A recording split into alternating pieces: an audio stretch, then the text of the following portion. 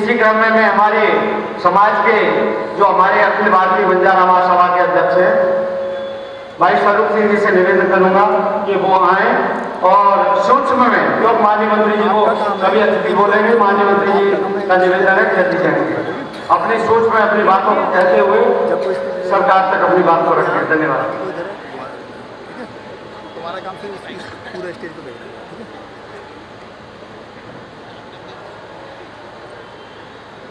बंजारा समाज के पूरे प्रदेश से, हर जिले से आए हुए अपने सम्मानित सभी बंजारा बुजुर्ग भाइयों बहनों, मंच पर आसीन हमारे प्रदेश के मंत्री, कल्याण मंत्री माननीय असीम अरुण जी, जो आज हम सभी की जो बंजारा समाज त्रस्त है, आज आजादी के 75 वर्ष बाद भी और इस अमृत काल में अमृत पिलाने का काम करेंगे, ऐसा मुझे विश्वास है। ऐसे श्री असीम अरुण जी, माननीय सांसद सतीश गौतम जी, जो हमारे बहुत ही लोकप्रिय सांसद हैं, आप अपने अलीगढ़ जिले के जिला अध्यक्ष विजय सिंह जी, जो जिला पंचायत अध्यक्ष हैं, इनके नेतृत्व में पूरा विकास अलीगढ़ क्षेत्र का हो रहा है, ऐसा मुझे विश्वास है और होगा। और बंजारा समाज के जितने भी टांगान का विकास होगा ऐसा। सुनील पांडे जी, जो संगठन में बहुत समय से, आज से मैं समझता हूँ जब से मैं और हम 1991 से भाजपा से जुड़े हैं, तब से हमारे साथी रहे और हमको मार्गदर्शन करते रहे सुनील पांडे जी। विधायक का रही रामसगी कठेरिया जी, जो विधायक रही थी और इन्होंने भी अपने क्षेत्र में बहुत अच्छा काम किया। हमारे समाज की आज अध्यक्षता कर रहे जिलेदार सिंह जी,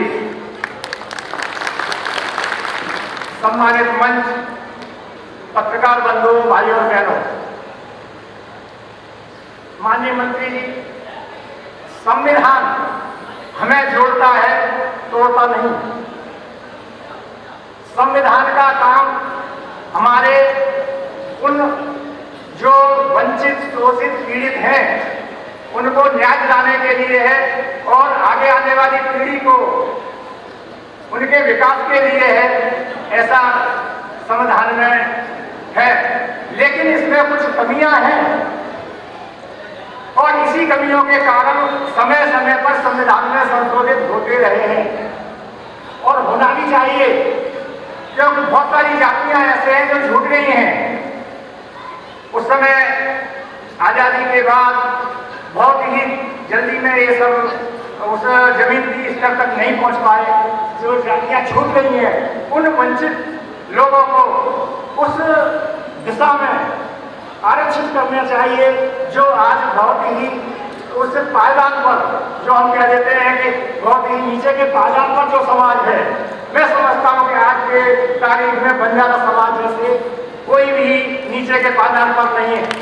आज सभी समाज का विकास है, सभी समाज का प्रतिनिधित्व है, लेकिन बंजारा समाज को आज तक विचार नहीं किया गया। लेकिन जब भी मौका आया, चुनाव में मौका आया, चुनाव में ये कह के कि हम सम्मानित करेंगे, प्रदेशों में सरकार लाओ। हम उस समय के कार्यकर्ता हैं बंधुओं, आपको पता होगा 91 से कि जिस समय एक एक कार्यकर्ता को ढूंढना पड़ता था, भाजपा के साथ जोड़ना पड़ता था, और आज जुड़े हुए में सब सम्मिलित हो जाते हैं। लेकिन हमारे बंजारा समाज को जो जोड़ा है, उन कार्यकर्ताओं को अभी भी भूले हुए हैं। लेकिन वो वक्त अब दूर नहीं है, जो आप सभी के संगठन और सहयोग और आपकी भागीदारी से हमें और अपने समाज को मिलना चाहिए, वो मिलेगा, ऐसा नेतृत्व विचार कर रहा है। मैं माननीय मंत्री जी को आग्रह करूंगा कि माननीय मुख्यमंत्री जी को डिस्कस करके उनके पास सारी बातों का विस्तार से अपना एक निर्णायक फॉर्मूला तय करें। यही नहीं, प्रदेश में ही नहीं, देश में भी माननीय कल्याण मंत्री जो अनुसूचित जनजाति के हैं, अर्जुन मुंडा जी से डिस्कस करें, और गृह मंत्री जी जिनके कार्यकाल में, जिनके तत्वाधान में ही या जिनके अधिकार क्षेत्र में इशारा आता है जनजाति का कार्य, उसको कराएं। माननीय प्रधानमंत्री जी से भी डिस्कस करें, माननीय मंत्री जी, ऐसा मैं अपेक्षा रखता हूँ। हम 1993 में एसटी में जो रिकमेंडेशन यूपी से दिल्ली में पड़ी हुई है, तब से आज तक उत्तर प्रदेश दिल्ली में ये सब चीज होती रही है, लेकिन निष्कर्ष और निर्णय नहीं किया गया है। तो भाइयों, आप एकजुटता दिखाएं और जब तक दिखाते रहें, जब तक हम उस चीज को हासिल न करें, चिंता नहीं करता और भारतीय जनता, और मुझे विश्वास है भारतीय जनता पार्टी एक ऐसी पार्टी है जो इस काम को कर सकती है।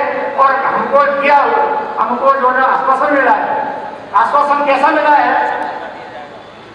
1998 चुनाव घोषणा पत्र में, राष्ट्रीय चुनाव घोषणा पत्र में हमारे बंजारा समाज को पेज नंबर 35 और नंबर 9 को, अभी आप पढ़े मंत्री जी, बुला के उसको अपने घोषणा पत्र को जो बीजेपी का है, उसमें साफ लिखा है यूनिफाइंग का बंजारा। तो यूनिफाइंग का किसी भी स्टेट में एसटी किसी में, एससी किसी में, डीएनटी किसी में, ओबीसी, ये क्या है? और समाज कल्याण का काम है कि उसको यूनिफाइंग करना और उस अपने प्रस्ताव को प्रदेश में पास कराना, केंद्र में उसको पास कराना, ऐसे व्यवस्था, ये सब और संविधान में संशोधन हो, ये सब चीज करना चाहिए। कौन करेगा? माननीय मंत्री जी, अपना जो सरकार आई है, बीच के जो केंद्र सरकार में 2004 से 2014 तक हमने कोई भी सम्मेलन नहीं किया। किस वजह से? कि कोई भी काम हो ये सब बीजेपी कह रहे थे। उन्होंने 98 के घोषणा पत्र में साफ लिखा था, हमारा था कि बीजेपी को श्रेय जाना चाहिए कि जनजाति का दर्जा हमने दिया। उसके बाद जब 2014 में सरकार आई माननीय मोदी जी की, हम फिर एक्टिव हुए और हमारे बहुत सारे पत्र हैं जो आपके सामने, कुछ तो ओम प्रकाश नायक जी ने आपको दिए हैं और बहुत सारी चीजें हैं जो नहीं दे पाए हैं, वो भी हम आपको देंगे। लेकिन हमारी समस्या हल होनी चाहिए। कौन करेगा? ये गंभीरता का विषय है और गंभीरता से लेना चाहिए। एक हमारा इंफीरियरिटी सुपीरियरिटी कॉम्प्लेक्स चल रहा है एक स्टेट से दूसरे स्टेट में। हम कहते हैं जिनको आरक्षण मिला हुआ है, और माननीय मंत्री जी आप बहुत अच्छी तरह से इस बात को भी जानते हैं, आज उन्हीं समाज का विकास हुआ है जिनको आरक्षण की सुविधा मिली है।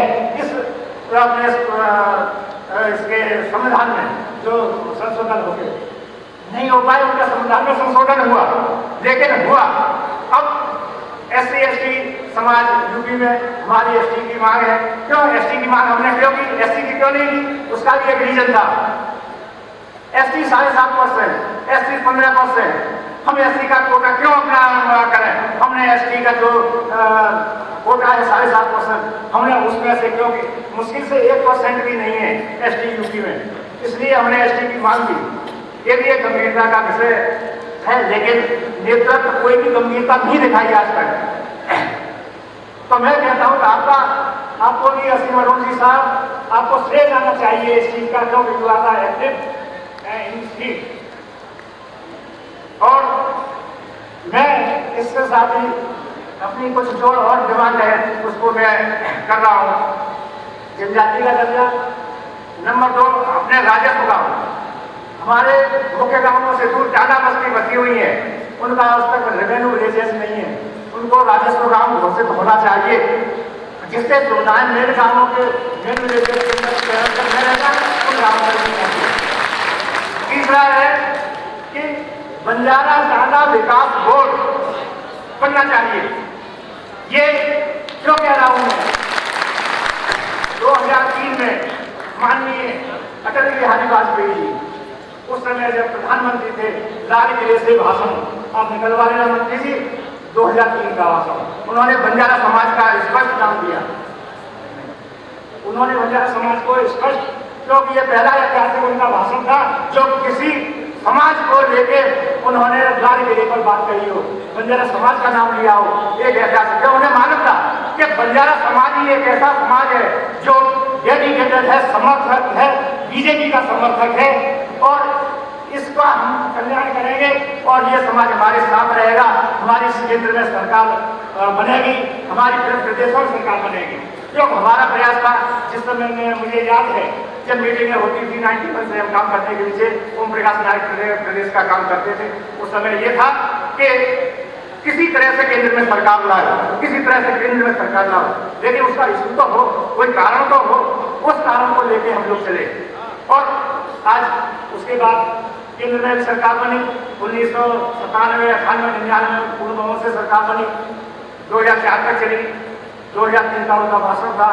और उसके बाद हमने ये जो बीच का पीरियड किसी वजह से सरकार नहीं बनी 2004 से 2014 तक, लेकिन अब हमारी सरकार है और मैं मानता हूँ ये सरकार 2047 तक लाल चलेगी, ऐसा मुझे विश्वास है।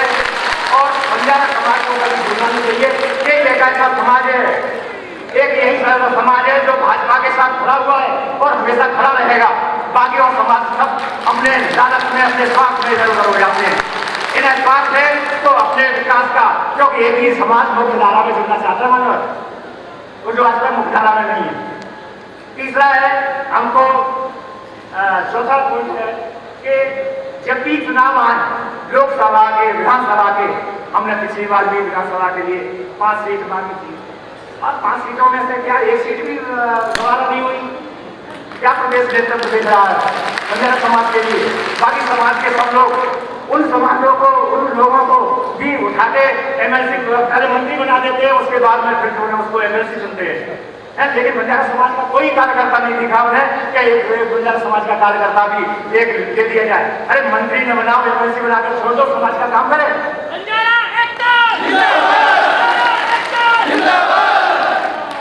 ओम प्रकाश नायक के लिए दोनों बार रिकमेंडेशन गई, एमएलसी के लिए भी और एमपी राज्यसभा के लिए भी, लेकिन यहाँ से गई, वहां पर जाके जो लोग गए, क्योंकि हमारा प्रदेश कन्विंस नहीं कर रहा है केंद्र को। अगर मान लो केंद्र भी, ये प्रदेश में भी कोई गलती होती है तो केंद्र इसलिए बैठा हुआ है, लेकिन ऐसा कहीं कुछ नहीं हो रहा है। मान्यवर, आपको बहुत गंभीरता से इन पॉइंटों को लेना चाहिए।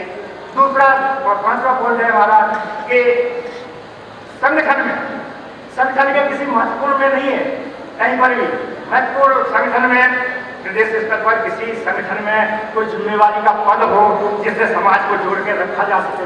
कैसे जुड़ता रहेगा समाज, कैसे जुड़ा रहेगा समाज, इस बात के ऊपर गंभीरता से विचार करना चाहिए। मैं इन्हीं शब्दों के साथ, और मुझे पूर्ण विश्वास है कि आप गंभीरता से इस विषय को मुख्यमंत्री जी के सामने और केंद्र में अपने पर्सनल स्कूल में एक बात पर कह देना चाहता हूँ, इस जनजाति के मसले को भगवान शंकर रावत जब आगरा से लोकसभा सांसद में गए थे, उनके साथ में मैं उस समय चुनाव जितवा के लाया था। उन्होंने बोला, स्वरूप सिंह जी बताओ क्या काम है आपका? मैंने कहा हमारा एक ही काम है, जनजाति का दर्जा समाज को मिले। उन्होंने अपना प्राइवेट बिल 1996 में उन्होंने अपना प्राइवेट बिल पेश किया था, जो उस समय हमारी सरकार नहीं थी, प्राइवेट बिल दिया था। ये भी एक उनका ऐतिहासिक चीज थी। और उस समय माननीय अडवाणी जी ने और अटल बिहारी वाजपेयी ने उनकी पीठ थपथपाई थी, भगवान शंकर रावत जी की। हम लोग काम करते हैं, समाज के लिए काम करते हैं और समाज ही हमारे लिए सर्वोपरि है। समाज भी मुख्य धारा से जुड़े, ऐसी अपेक्षाएं मानवर इन्हीं के साथ मैं अपने शब्दों समाप्त करता हूँ। मैं आपका सभी का इस होली के मौके पर सबको बहुत बहुत शुभकामनाएं, बधाई देता हूँ। मंच, हमारा सम्मानित मंच को भी मैं बहुत बहुत